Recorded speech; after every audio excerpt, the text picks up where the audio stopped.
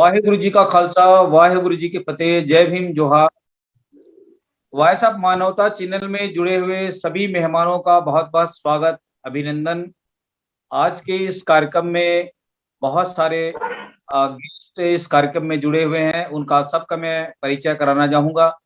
राजेंद्र सिंह जी दिल्ली से जुड़े हुए हैं, उनका बहुत बहुत स्वागत है वॉइस ऑफ मानवता चैनल में। रोशनी बेगवाल जी जो दिल्ली से जुड़े हैं, उनका भी बहुत बहुत स्वागत है। ब्रिजेंद्र सिंह जी आगरा से, उत्तर प्रदेश से है, उनका भी बहुत बहुत स्वागत है। उसके बाद में रावत जी, उनका नाम मेरे ख्याल से उनका भी बहुत बहुत स्वागत। जो हमारे इस कार्यक्रम में जुड़े हुए सभी साथियों का हम वॉइस ऑफ मानवता चैनल में हार्दिक अभिनंदन करते हैं, स्वागत करते हैं। जैसा कि आज का हमारा जो मुख्य विषय है वह गुरु पूर्णिमा के अवसर पर हम गुरु पर्व मना रहे हैं, जिसमें दो महान गुरुओं की जन्म दिवस है।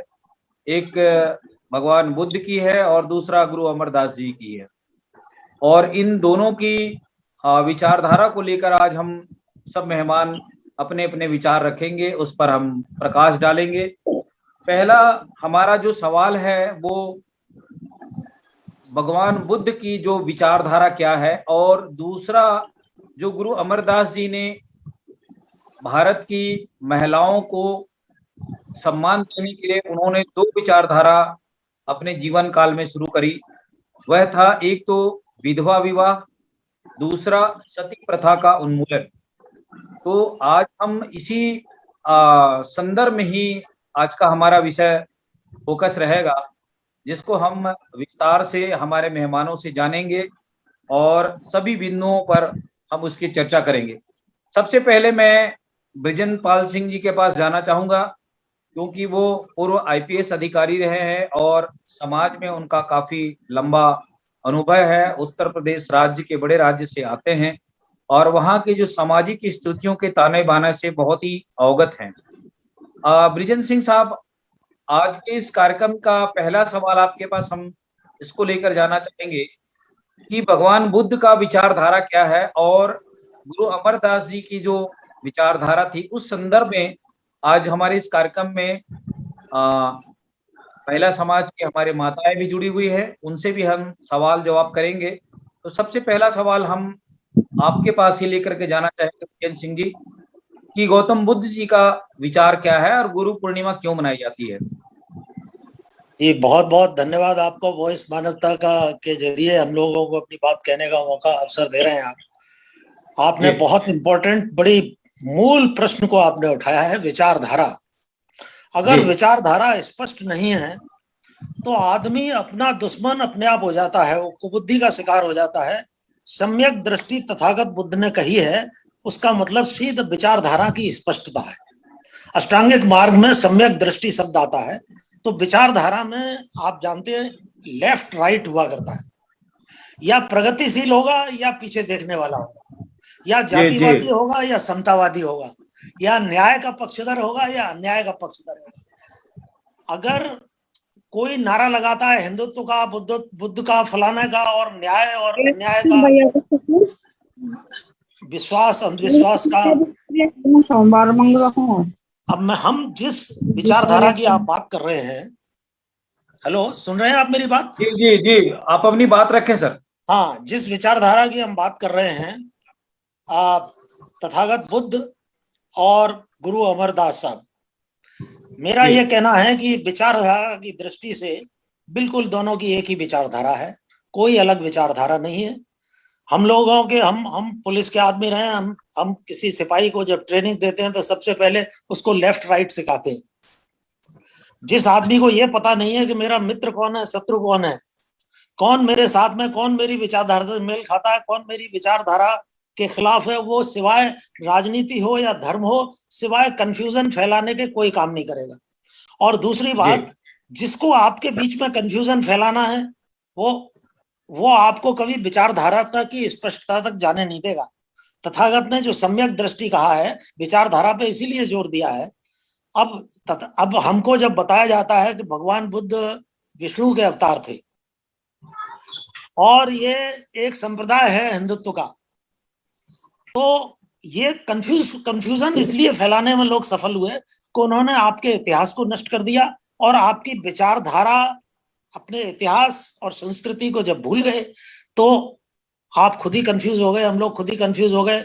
और 1837 तक जबकि प्रिंसेप ने इस भाषा को पढ़ा, धर्म भाषा को, सम्राट अशोक के स्तंभों को पढ़ा, और जब ये पता लगा कि सम्राट अशोक यहाँ लुम्बिनी में फला साल में आए थे और उन्होंने ये स्तंभ गड़वाया, तब ये मालूम पड़ा कि भगवान बुद्ध इतिहास पुरुष हैं, कोई किसी के अवतार, ब्रह्मा विष्णु के किसी के अवतार नहीं है।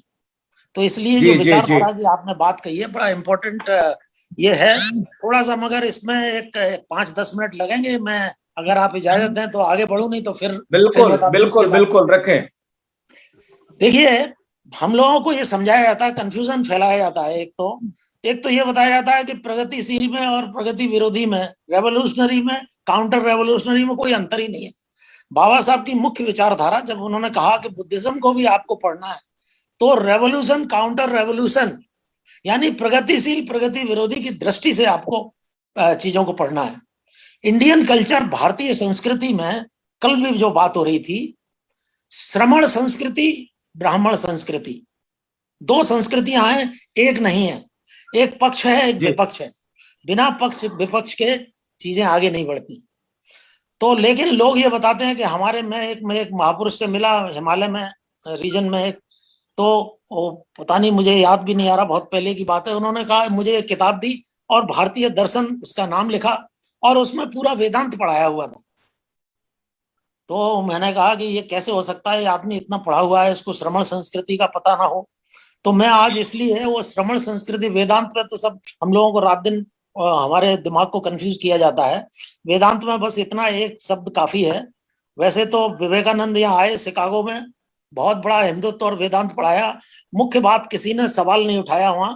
वेदांत का मुख्य सामाजिक प्रश्न यह है कि शूद्र, ब्राह्मण, क्षत्रिय, वैश्य पहले ये ब्रह्मा जी के बनाए हुए हैं, ब्राह्मण उनके ब्रह्मा के मुख से निकला है, और शूद्र चलता फिरता कब्रिस्तान है, शूद्र चलता फिरता शमशान है। इसको पढ़ने लिखने नहीं देना चाहिए। अगर आज हमारे 90% लोगों को ये बात पता चल जाए तो ये मस्जिदों पर न चढ़ें, वो हिंदू समझ के दंगे ना कराएं, वो अपनी हालात को सुधारने के बारे में सोचें। तो ये बड़ा मुख्य प्रश्न है इंडियन कल्चर में, श्रमण संस्कृति, ब्राह्मण संस्कृति। ये मैं 4-5 बातें हैं, मैं एक लाइन में ही बता रहा हूं, इसलिए 5 मिनट में बात खत्म होगी। पहली बात कि श्रमण संस्कृति जो है, वेदांत की तरह वेद को किसी ईश्वर प्रदत्त नहीं मानती, किसी ब्रह्मा के लीडर को किसी ब्रह्मा के मुंह से निकला हुआ नहीं मानती, यानी एंटी कास्ट कल्चर है, ये जाति विरोधी संस्कृति है। दूसरी बात, आपने देखा होगा, जैसे चाहे जैन धर्म हो, बौद्ध धर्म हो, इनकी भाषा प्राकृत है, इनके शास्त्रों की कोई संस्कृत भाषा नहीं है।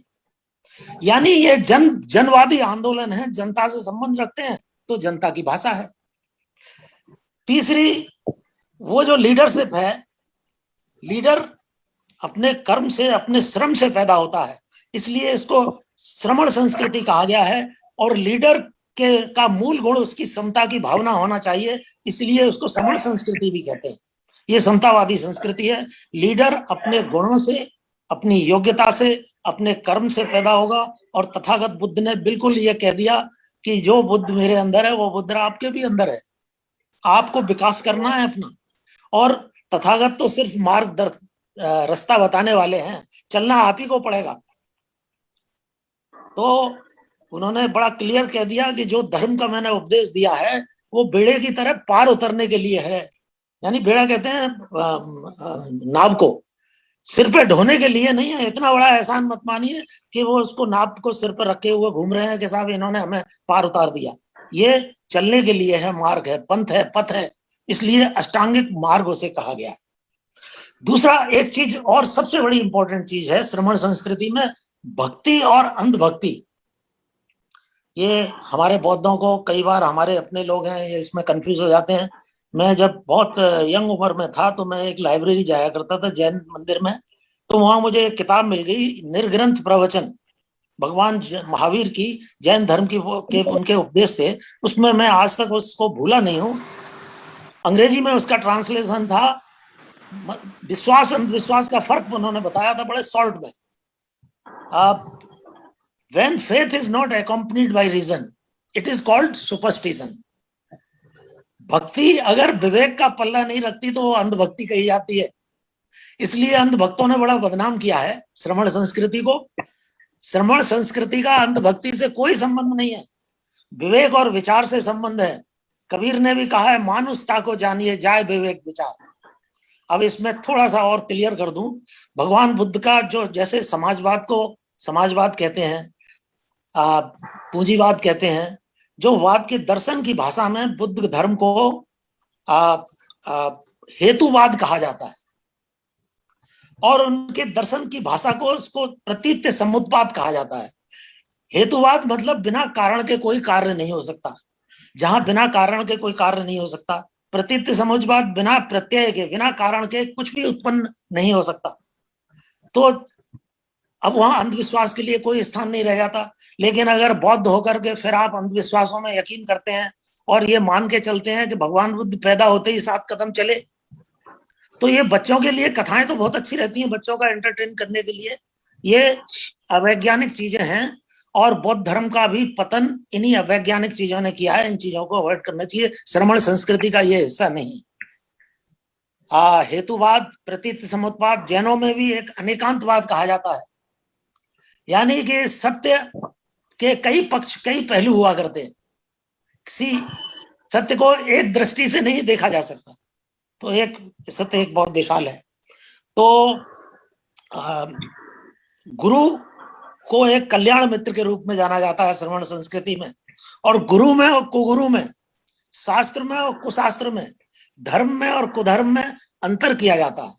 वो जो अवैज्ञानिक है, वो जो जातिवाद का समर्थन देता है, वो जो आदमी को आदमी से अलग करता है, वो कुगुरु है। वो जातिवाद का जो को फैलाता है वो कुगुरु है, कुशास्त्र है, कुधर्म है, उससे बचना चाहिए। ये श्रमण संस्कृति को क्लियर हमको हो जाना चाहिए। और सबसे लास्ट में मैं ये कह दूं, ये जन कल्याण, जन आंदोलन के हिस्से हैं। इसलिए तथागत ने हो, चाहे वर्धमान महावीर हो, चाहे कबीर हो, उन्होंने बड़ी सिंपल जनता की भाषा में, गुरु नानक हो, जनता की भाषा में समझाया है। जैसे कबीर ने कहा है, सदगुरु सतनाम सत्संग। बुद्ध ने कहा बुद्धम शरणम गच्छामि, धम्मम शरणम गच्छामि, संघम शरणम गच्छामि। शरण का मतलब भक्ति से ही होता है, को अंधभक्ति से नहीं होता। और जैसे उन्होंने अपने पूरे दर्शन को शील समाधि प्रज्ञा के जरिए बताया है। बड़ा विशाल सब्जेक्ट है, ये समय नहीं लिया इस पर दिया जा सकता ज्यादा इस मौके पर। लेकिन ये है कि ये मुक्ति का मार्ग, धर्म को एक मुक्ति का मार्ग है, पार उतरने के लिए, सिर पर ढोने के लिए नहीं है। तो इसको इस तरह से समझाया। मेरे ख्याल से मैंने जो मतलब की बात है आपको कह दी। अब आगे आप अपनी चर्चा को बढ़ाएं। मैंने इतना एक सेकंड मैंने इतना जरूर ये इसलिए कहा है कि संस्कृति धर्म से बहुत बड़ी होती है। धर्म उस संस्कृति का अंग होता है। जैसे महाशाखाएं हैं श्रमण संस्कृति की, जैन और बौद्ध। इस तरह से संस्कृति को समझना जरूरी है धर्म को समझने के लिए। धन्यवाद जी, बहुत शुक्रिया। आपने मूल बातों को लेकर के आज के सेशन की शुरुआत करी है। ब्रिजन सिंह जी बहुत बहुत धन्यवाद। अब भाटिया जी का फोन आ रहा है, मैं उनका अटेंड कर लूं, इजाजत दें। जी जी। हमारे बीच में रोशनी देवी जी हैं जो दिल्ली से है और वहाँ पे समाज के महिलाओं के लिए बहुत काम करती रहती हैं। मैं रोशनी जी अभी ब्रिजन सिंह जी की बात को सुन रहे थे। मैं अगले सवाल के लिए आपके पास जाना चाहूंगा कि जिस ढंग से गौतम बुद्ध जी ने पंचशील का सिद्धांत दिया भारत के अंदर में, तो इस संदर्भ में जो अभी ब्रिजन सिंह जी कह रहे थे उनके तर्क से कितना सहमत है, और आप अपनी प्रतिक्रिया हमारे देखने सुनने वालों को बताएं। रोशनी जी। रोशनी जी, हमारी आवाज आ रही है? वाहिगुरु जी की फतेह। जी हाँ जी, आपकी आवाज आ रही है? मेरी आवाज आ रही है सर? जी जी बोलें सर, मेरी अपनी बात रखें, अपनी बात रखें। नमो बुद्धाय। जी हेलो जी, आप बोले, अपनी आवाज आ रही है? आपके पर्सन की आवाज नहीं आ रही सर। तो आप अपना एयर फ्रिक्वेंसी को आप निकाल दें, इसको निकाल दें। है ही नहीं। अच्छा, चलिए आप बोले, आपकी आवाज आ रही है, स्टूडियो में आ रही है। जी सर, मैं बुद्ध के विचारों पर रोशनी डालूंगी अपनी तरफ से, क्योंकि जी उस लायक तो नहीं हूं मैं जो उन्होंने किया। बाकी उनके कदमों पे चलना चाहते हैं और चल रहे हैं। बुद्ध भगवान ने हमें ये शिक्षा दी कि मानव एक है, मानवता के प्रति प्रेम रखो, भाव रखो, अंधविश्वास छोड़ दीजिए, इसमें कुछ नहीं है, इसलिए मानवता के पीछे ही चलिए, मानव ही सबसे बड़ा धर्म है। जी, मेरे ख्याल से आपकी आवाज में डिस्कनेक्शन हो रहा है। मैं गायत्री जी के पास जाना चाहूंगा। गायत्री जी, बहुत स्वागत है, आप अपना परिचय दें और आज के इस जो प्रोग्राम का मुख्य विषय है उस पर अपनी प्रतिक्रिया दें। जय भारत, जय भीम। मैं द्वारका दिल्ली से हूँ। जी, मैं मतलब इतना ही कहना चाहूंगी कि जो महात्मा बुद्ध हैं, उनके जितना महान इंसान अभी तक मेरे ख्याल से कोई नहीं है, क्योंकि उनको लोग खुल के नहीं मान रहे हैं। देखो, मानता सभी अभी जितना उन्होंने मानव कल्याण के लिए काम किया है, उतना मतलब सराहनीय है। जितना भी उन्होंने काम किया है, उन्होंने अपना घर तक त्याग दिया। जी, अपना, उनके अंदर इतनी ज्यादा मतलब कि ललक थी, अपनी इतनी ज्यादा मानवता के प्रति प्यार, इतना ज्यादा मानवता के प्रति भलाई करने की ललक थी कि वो शुरू से राजपाट में भी उनका मन नहीं लगा। यहाँ तक कि उनके जो पिता थे बहुत बड़े राजा थे, और उनके वो जो पैदा हुए तभी से उनका ध्यान भटका हुआ था कि फिर मैंने यहाँ नहीं रहना। जबरदस्ती उनको रखा गया, जबरदस्ती शिक्षा दी गई, जबरदस्ती उनके साथ उनकी शादी तक कर दी। यशोधरा नाम की युवती, मतलब उनके साथ में उनकी शादी कर दी, बेटा भी हो गया राहुल। लेकिन फिर भी उनका मानव कल्याण के प्रति ध्यान नहीं हटा, और वो छोड़कर किसी दिन मतलब वो चुपचाप ही निकल गए। तो मैं ये कहना चाहूंगी कि जिसके अंदर मतलब कि मानवता के प्रति प्यार, भलाई, या जो भी आप ये कह लो कि उनका मन घर में नहीं लगेगा, कितना भी आप उन्हें बांध लो वो छूट जाएंगे। तो इसलिए इसलिए उनको मतलब कि एक राह, उन्होंने लोगों को इतनी अच्छी राह दिखाई है कि जिस पर अगर लोग चलना चाहें, लोग तो है पापी आज के टाइम में, कोई उनका मतलब ऐसे ही ऊपर के मन से नाम लेने से कुछ नहीं होता सर। ऊपर के मन से नाम लो या उनके गुण गाओ या कुछ भी कर लो, ऐसा कुछ भी नहीं है। अगर उनके कदमों पे चलेंगे या उनके एक भी 100 में से एक भी बात अगर हम ध्यान देंगे, तो हम अपने लिए और अपने आसपास का वातावरण के लिए बहुत अच्छे साबित होंगे। जी, जी, बहुत शुक्रिया गायत्री जी, आपने संक्षिप्त में उनके विचारों को हमारे सामने रखा। मैं राजेंद्र सिंह जी के पास जाना चाहूंगा। राजेंद्र सिंह जी, अपनी आवाज को इम्यूट कर लें, आपकी आवाज इम्यूट कर लें। जी जी जी जी, कर लिया जी, मैंने कर लिया जी। ठीक, तो मैं आपके पास अगले सवाल के लिए जाना चाहूंगा कि क्योंकि अभी हम गुरु अमरदास जी के प्रकाश पर्व मना रहे हैं और ये बुद्ध पूर्णिमा भी है, तो दो महान गुरुओं की विचारधारा की बातें हो रही है। तो जिस ढंग से गुरु अमरदास जी ने अपने जीवन काल में दो बातों को फोकस किया, जैसा कि उनके जीवनी को हम पढ़ते हैं, उन्होंने विधवा विवाह और सती प्रथा का उन्मूलन और पंगत फिर संगत, इन बातों को अपने जीवन काल में दिया। और तो हम आपके मुखारबिंद से ये जानना चाहते हैं कि इन जो 3 बिंदुओं पर गुरु अमरदास जी का जो बात रहा, जो प्रमुख रूप से उन्होंने, जिसमें ये जो भारत के अंदर में जो नारी प्रधान देश, जो हम अपनी माताओं की कोख से, बहनों की कोख से जो ये भारत में जो पुरुष प्रधान का जो उत्पत्ति हुआ है, इस पर उन्होंने जो इतनी बड़ी प्रेरणा दी गुरु जी ने, इस पर हम आपके सवाल को लेकर जाते हैं और इस पर अपने प्रकाश डालें।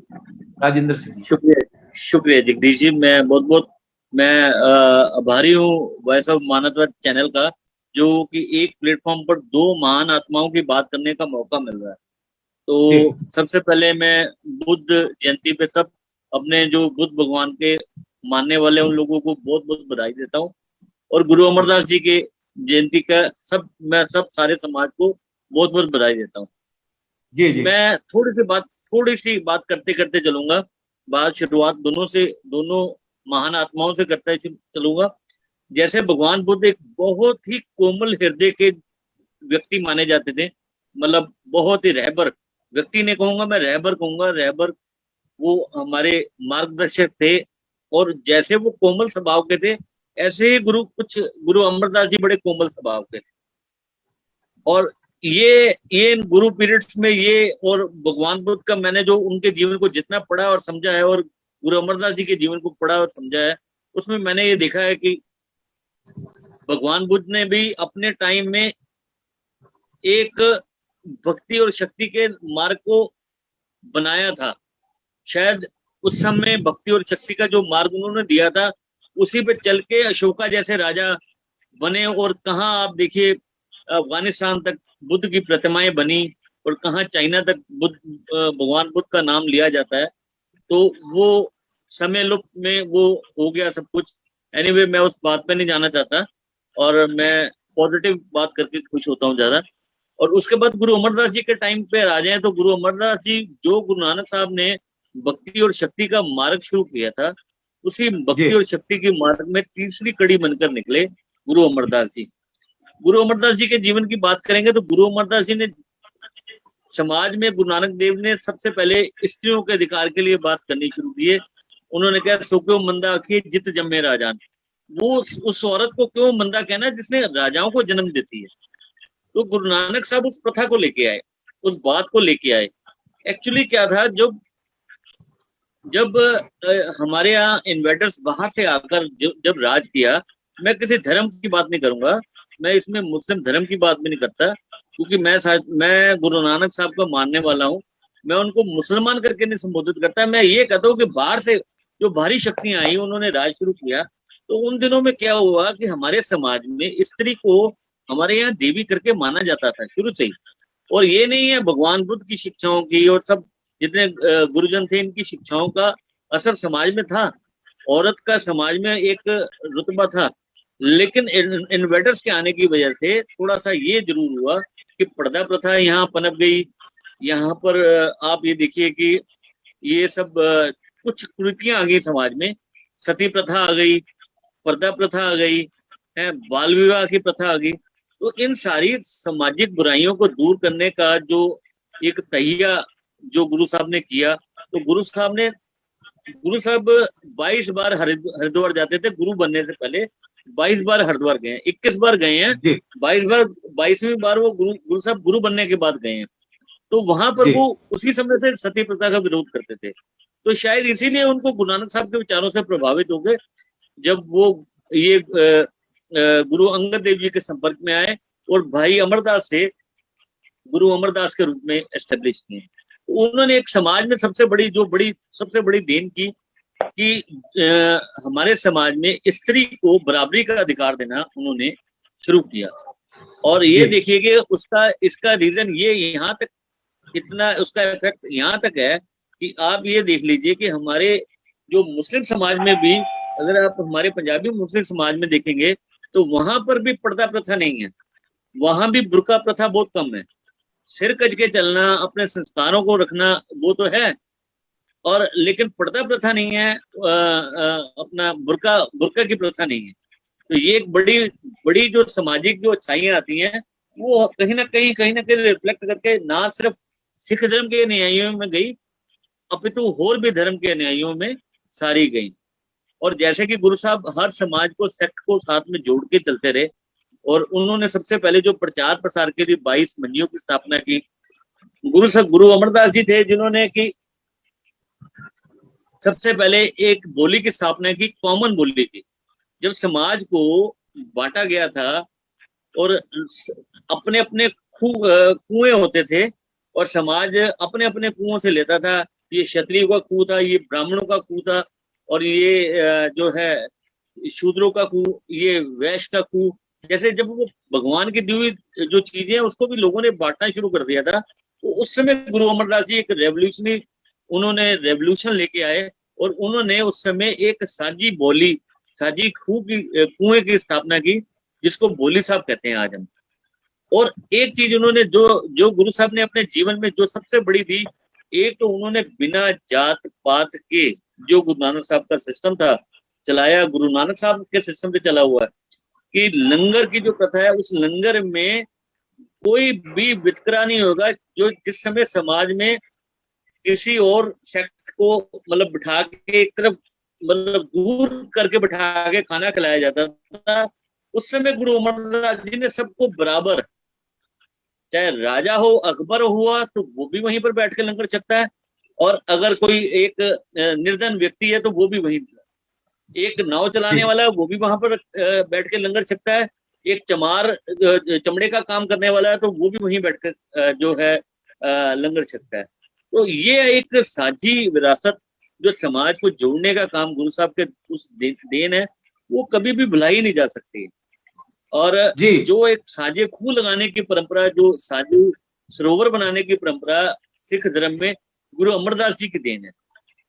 और आप ये देखिए कि जो गुरु साहब ने जो नगर बसाया है। जी राजेंद्र जी, में हम आपके पास और जाएंगे और आपके सवाल के पास लेकर आपके पास जाएंगे। हमारे बीच में और भी मेहमान एडवोकेट संतोष साहू साहब जुड़े हैं। संतोष साहू साहब, बहुत स्वागत है, हमारी आवाज सुन रहे हैं? जी धन्यवाद। जी संतोष साहू साहब, जैसा कि आज का हमारा जो विचार है, जो संदर्भ में हम चर्चा कर रहे हैं जा रहे हैं, वो गुरु अमरदास और भगवान बुद्ध के विचार के संदर्भ में है। तो जैसा कि आज का जो विचार है वो बुद्ध के इस विचार को लेकर जो हम विस्तृत चर्चा करने जा रहे हैं, उस पर हम आपके सवाल को लेकर जाना चाहेंगे कि भारत में जो बुद्ध का विचार है वो कितना प्रासंगिक है, क्योंकि भारत में बुद्ध का जन्म हुआ, लेकिन विश्व के तमाम देशों ने उसके विचारों को अनुसरण किया और आज वो विकसित देशों में कहा जाता है। कल भी हम इस बात की चर्चा किए थे। तो बुद्ध के विचार को भारत के जनमानस को जानने की आवश्यकता है, तो आप इस संदर्भ में प्रकाश डालें।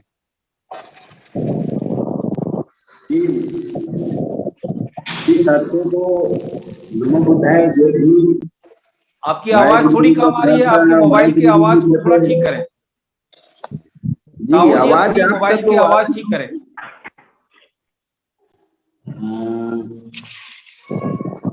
आपकी आवाज तो हमें आ रही है।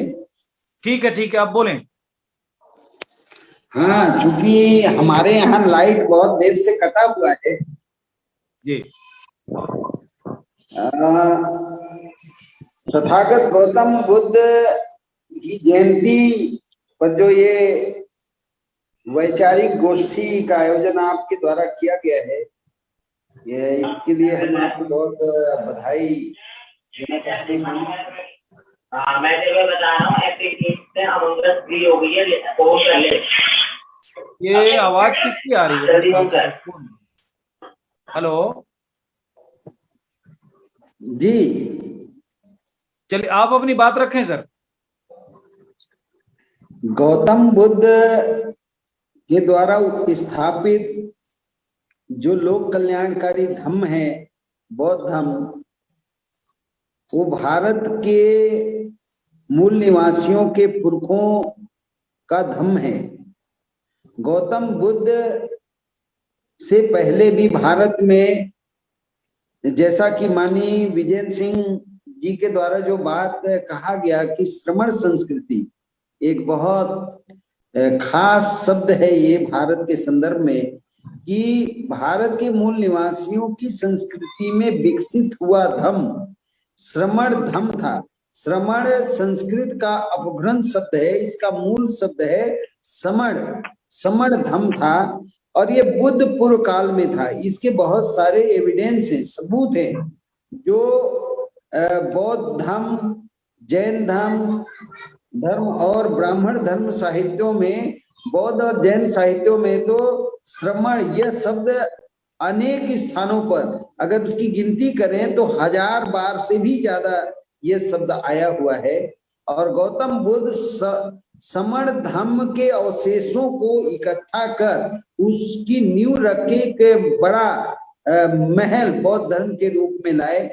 तो भारत का आज जो बात आ रहा है ये ब्राह्मण वैदिक धर्म और समण धर्म के बीच जो बातें हैं, जो तुलनात्मक जानकारी है, आपके द्वारा जो डिबेट चलाया जा रहा है इस विषय पे बहुत खास है, ये इतना गहरा है। और जब तक लेकिन लोग इसको नहीं समझेंगे कि समण धर्म क्या था, जैसे अभी सवाल आता है कि बौद्ध धर्म हिंदू धर्म से निकला हुआ धर्म है, जैन धर्म हिंदू धर्म से निकला हुआ है, सिख धर्म हिंदू धर्म से निकला हुआ है। लेकिन ये जो बात है, ऐसा जो भ्रम फैलाया जाता है, क्या गौतम बुद्ध के माता पिता, जैन धर्म के संस्थापक भगवान महावीर के माता पिता, सम्राट अशोक के बौद्ध धर्म स्वीकार करने से पूर्व उनका धर्म वो क्या था? क्या वो सनातनी वैदिक ब्राह्मणी धर्म को मानते थे या उस समय और भी कोई धर्म था? तो ये निश्चित रूप से उस समय समण धर्म ही था। जो भारत का प्राचीन धर्म है उसमें यूरेशियाई आर्य आए। जो ब्राह्मण धर्म है एक्चुअल वो पार्सियन धर्म की तरह अल्पसंख्य धर्म है। ऐसा ही उस समय ब्राह्मण धर्म भी अल्पसंख्य लोगों का धर्म था, पर यहाँ के श्रमण धर्म में उनके द्वारा बहुत सारी बातें अपने साथ जोड़ लिया गया है। इसके ऊपर फिर कभी चर्चा करेंगे। मैं इतना ही कहना चाहता हूँ कि बौद्ध धर्म और तथागत गौतम बुद्ध को समझे बिना भारत के सच्चे इतिहास को जानना बड़ा कठिन होगा। और आपके द्वारा जो ये कार्यक्रम चलाया जा रहा है ये बहुत खास है। इस मौके पे मैं इतना कहना चाहता हूँ। धन्यवाद जी, बहुत शुक्रिया संतोष साहू साहब, आपने सार शब्दों में अपनी बात को रखी है। मैं रोशनी देवी जी के पास फिर से जाना चाहूंगा। रोशनी देवी जी, जैसा कि भगवान बुद्ध ने जो 3 मार्ग बताए थे और उन्होंने जो दुख का कारण खोजा था, भगवान बुद्ध ने जो 4 मनुष्य के अंदर में जो सबसे बड़े जो कारण थे उसका उन्होंने खोज किया कि पहला, दुनिया में दुख का कारण क्या है, दूसरा, दुख का कारण का निवारण कैसे हो।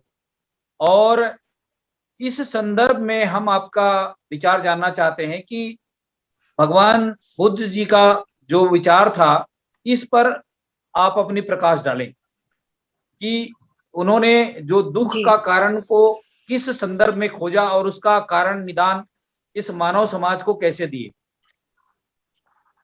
जी, भगवान बुद्ध ने हमेशा मानव को सच्चाई के रास्ते पे चलना सिखाया, त्याग करना सिखाया कि अगर हम एक दूसरे के पीछे लोभ में चले रहेंगे, लोभ रखेंगे तो हम हमेशा दुखी रहेंगे। इसलिए सिर्फ भगवान बुद्ध के बताए रास्ते पर चलें। सर आज मेरे थोड़ा गले में तकलीफ हो रही है, मैं थोड़ी दिक्कत हो। चलिए ठीक है, आपने जी बहुत शुक्रिया। आपने सार शब्दों में 100 शब्दों का 1 शब्द कहते हैं उसी टाइप का आपने सत्य की बात कही। तो दुनिया में जितने भी संतों और महापुरुषों की बातों को अगर हम गौर करें तो कबीर साहब ने कहा है कि पोथी पढ़ पढ़ जग मुहा पंडित भया न कोई, ढाई आखर प्रेम का पढ़े सो पंडित होए। तो ये जो सत्य है और इसी सत्य से सतनाम वाहेगुरु अकाल पुरख का जो सृष्टि में निर्माण हुआ है उसकी उत्पत्ति हुई है सतनाम का। और ये सतनाम का उद्घोष हम सिमरन करते हैं, आत्मा में करते हैं और यही पंचशील का सिद्धांत है। भगवान बुद्ध ने कहा था कि झूठ मत बोलो, अहिंसा मत करो, चोरी मत करो, व्याभिचार मत करो, नशा पान मद मदिरा मत करो, जीव हत्या मत करो। यही सिद्धांत गुरु नानक साहब ने कही। और जितने भी संत महापुरुषों की जो विचारधारा है उसको अगर मूल रूप से हम समझें तो कहीं ना कहीं ये सतनाम का मार्ग है, सत्य का मार्ग है। यही सत्य की खोज गौतम बुद्ध ने अपने घर से निकल के राजपाट को छोड़ करके सत्य की खोज की, और इसी सत्य में दुख निवारण सारे चीज का उपाय है। तो मैं बृजेंद्र सिंह जी के पास फिर दोबारा जाना चाहूंगा। बृजेंद्र सिंह जी, जो सच नाम है, सत्य नाम है, और इसकी जो हम आपके इस विचार को लेकर हम इसकी व्याख्या चाहते हैं कि सत्य नाम को गुरु कबीर साहब ने माना, सत्य नाम को गुरु नानक साहब ने माना, और यही सत्य नाम को भगवान बुद्ध जी ने सत्य के आधार पर ही उन्होंने इस दुनिया को, मानवता को संदेश दिया। तभी ये पूरी दुनिया, पूरी कायनात आज खुशहाल जिंदगी जी रही है, और जहां जहां बुद्ध का विचार गया वो देश खुशहाल है और विकसित है। इस संदर्भ में हम आपसे व्याख्या जानना चाहते हैं, सत्य नाम का महत्व क्या है? धन्यवाद, धन्यवाद बहुत बहुत। देखिए, दो शब्द हैं, नाम और काम। जड़ चेतन जैसे कहते हैं माया, तो नाम और जहां नाम तहां काम नहीं। कबीर ने कहा है, जहां काम तहां नाम नहीं, जहां नाम नहीं काम। और कहें कबीर दो ना मिले, रवि रजनी एक ठाम। ये जो माया मोह है, ये सब काम में आता है, और जितना भी अध्यात्म है, जितना ज्ञान है, जितना राग द्वेष मोह से ऊपर उठ जाना है, वो नाम में आता है। तो आदमी का शत्रु भी उसके अंदर है, मित्र भी उसके अंदर है। कहीं बाहर नहीं ढूंढना है, तेरा मित्र तुझ में, शत्रु भी तुझ में है। ये राग द्वेष मोह, राग से मतलब लोभ से, स्वार्थ से, सांसारिक माया से, कृत्रिम चीजों में आकर्षण से। द्वेष का मतलब अहंकार, क्रोध से मतलब है। तो और ये चीज आदमी को विमूढ़ित बना देती है, मोहित कर देती है, मूर्ख बना देती है। और जब आदमी कुबुद्धि हो जाता है तो अपने दुख अपने घर से किसी पंडित जी को लाने की जरूरत नहीं है उसके लिए। तो बुद्ध का जो दर्शन है बड़ा स्पष्ट है कि ये अपने दुखों का कारण भी हम खुद ही हैं, अपने अंदर देखना पड़ेगा। मैं बस एक छोटी सी बात कहूंगा, ज्यादा नहीं कहूंगा। ये जो आपने कहा है सत्य नाम, तो मेरे ख्याल से मैंने स्पष्ट कर दिया है, नाम और काम के जरिए। जहां काम तहां नाम नहीं, जहां नाम नहीं काम। कहें कबीर दो ना मिले, रवि रजनी एक ठाम। कबीर ने कहा है कि आदि साखी कबीर की जो निर्वारी जाए, और क्या पंडित की पोथियां रात दिवस मिल गए। आदि साखी काफी अगर समझ में आ जाए तो हमारे संतोष साहू जी ने बड़ी मतलब की बात बताई। आप लोगों ने ध्यान नहीं दिया, और ज्यादा ध्यान देना चाहिए। ध्यान तो दिया ही है, वरना ऐसे समझ अच्छे लोगों को आप लाते ही क्यों। तो उन्होंने कहा कि ये गौतम बुद्ध जो है, ये बुद्ध धर्म को स्थापित करने वाले नहीं है। उससे पहले 27 बुद्ध हुए हैं, और बहुत कम लोग ये जानते होंगे कि गौतम बुद्ध की मदर इन लॉ और गौतम बुद्ध के फादर इन लॉ का नाम क्या था। गौतम बुद्ध की सास मदर इन लॉ का नाम था पारमिता। ये पारमिता बौद्ध दर्शन की भाषा का शब्द है। वो कोई अचानक कोई बुद्ध के नाम के बाद में नहीं आया है। पारमिता उनकी मदर इन लॉ का नाम था, और उनके फादर इन लॉ का नाम था सुप्रबुद्ध। तो ये लोग बहुत कम ये बताया जाता है कि साहब बुद्ध ने बुद्ध धर्म को शुरू किया। ये बड़ी लंबी परंपरा है भारतीय संस्कृति की, भारतीय के इतिहास की, जो जुड़ी हुई है मोहनजोदड़ो हड़प्पा से। ये जो वैदिक धर्म है, ये तो कल परसों का धर्म है। ये तो आक्रांताओं की विचारधारा है, जिसने लोगों को, इस देश के मजदूर किसानों को हजारों जातियों में बांटने का काम किया है। तो इसलिए ये जो मेरे ख्याल से हमको मुख्य बात है कि बुद्ध धर्म को समझना चाहिए, उसकी जड़ों को समझना चाहिए। और सबसे चीज मैं एक और बताना चाहता हूं कि धर्म का हृदय स्थल, जैसे डॉक्टर नवस देख करके बताता है कि मर गया है, जिंदा है। धर्म का स्थल श्रमण संस्कृति में भी, बौद्ध धर्म में भी, जैन धर्म में भी धर्म का हृदय स्थल है सम्यक दृष्टि। उसको आइडियोलॉजी भी कहते हैं, विचारधारा भी कहते हैं। अगर आपकी सोच समझ सही है, आपके सद्बुद्धि है, उसको प्रज्ञा भी कहते हैं। अगर सद्बुद्धि है तो आप अपनी समस्याओं का समाधान कर लोगे, वरना भगवान बुद्ध के नाम पे भी बट्टा लगाओगे, ऐसे ऐसे अंधविश्वास फैलाओगे कि बाबा साहब को कि हम लोगों को फिर ये आएगी कि सब बाबा साहब क्या और भी बाबा साहब आ जाए, नालायक आदमी को कोई सुधार नहीं सकता। तो ये श्रवण संस्कृति है, ये वैज्ञानिक विधि है, कार्य कारण की पद्धति पर है, ये बात हमें नहीं भूलना चाहिए। और बाबा साहब ने जब कहा है कि मेरे बुद्ध और धर्म को जब तुम पढ़ो तो रेवोल्यूशन और काउंटर रेवोल्यूशन, प्रगतिवादी शक्तियां कौन सी हैं, प्रगति विरोधी शक्तियां कौन सी हैं, जातिवादी शक्तियां कौन सी हैं, मानवतावादी शक्तियां कौन सी हैं, इस दृष्टि से रख करके पढ़ो।